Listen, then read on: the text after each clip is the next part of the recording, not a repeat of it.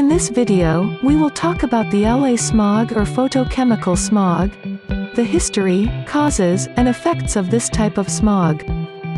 The photochemical smog, also called the LA smog, was discovered when it occurred in Los Angeles, in the 1940s, and is related to places with high vehicle traffic, and the presence of nitric oxide and volatile organic compounds.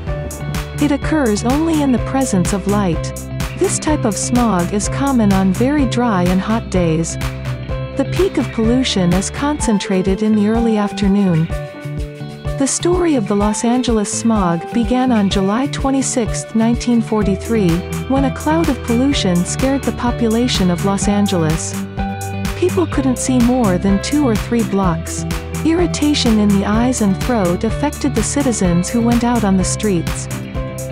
During and after World War II, the growth of Los Angeles caused an increase in the release of polluting gases into the atmosphere.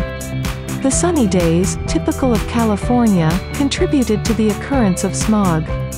The topography, wind regime, and the occurrence of frequent thermal inversions, when a layer of hot air prevented the circulation of the air below, were factors that contributed to the concentration of pollutants near the ground and the occurrence of smog.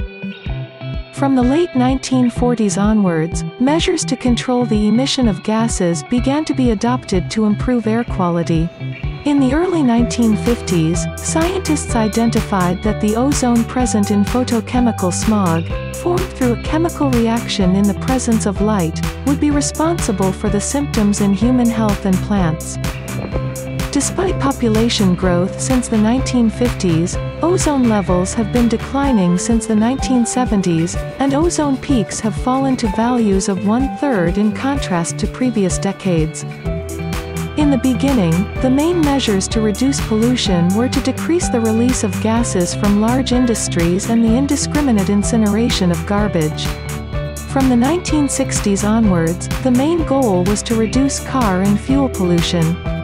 The new technological solutions to reduce the harmfulness of the exhaust gases, with the presence of catalysts, since 1975, and new formulas for gasoline also contributed to decreasing pollution and smog.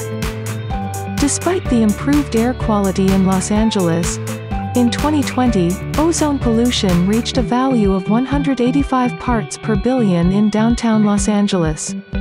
It was the highest level in 26 years and was a result of stagnant weather, intense heat, and weak winds that couldn't sweep away the pollution. The heat and wildfire increased the ozone levels, indicating that more still needs to be done to reduce pollution and the risk of smog. The photochemical smog is characteristic of large urban centers, and the main cause is the release of pollutants into the atmosphere from vehicles with internal combustion engines. The main fuel used in automobiles is gasoline, which has a mixture of hydrocarbons in its composition, in addition to impurities such as sulfur, nitrogen, oxygen, and metal atoms. From the combustion of gasoline, polluting gases such as nitrogen dioxide and nitrogen monoxide can form.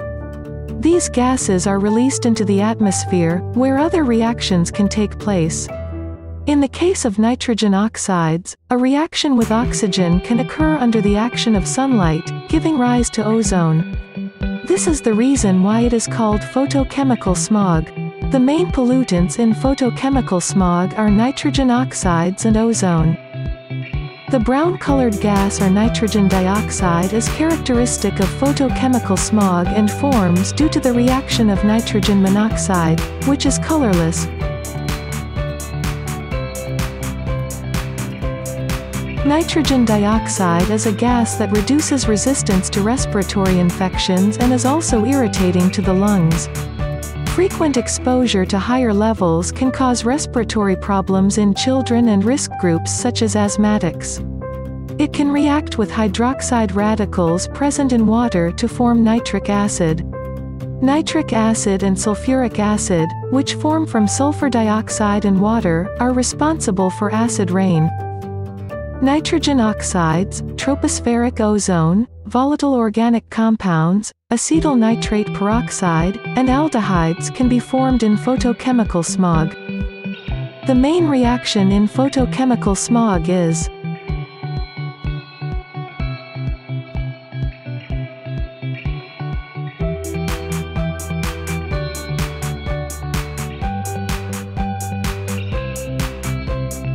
Ozone is a beneficial gas in the stratosphere, forming a protective layer against the effects of ultraviolet radiation. However, in the lower layers of the atmosphere, it is toxic.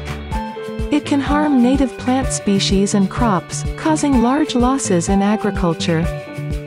Ozone causes the decomposition of organic substances present in rubbers, textile fibers, plastic, and paints, among others. It is also harmful to humans. At higher doses, ozone can cause breathing difficulties, headache, cough, chest pain, vomiting, and throat irritation. People with asthma may have their symptoms worsened. The World Health Organization indicates reference values for agricultural productivity protection, and the average exposure limit for humans is a maximum of 8 hours. Higher values of ozone cause an immediate danger to human life and animals. If you liked the video, leave your like, and don't forget to subscribe to our channel.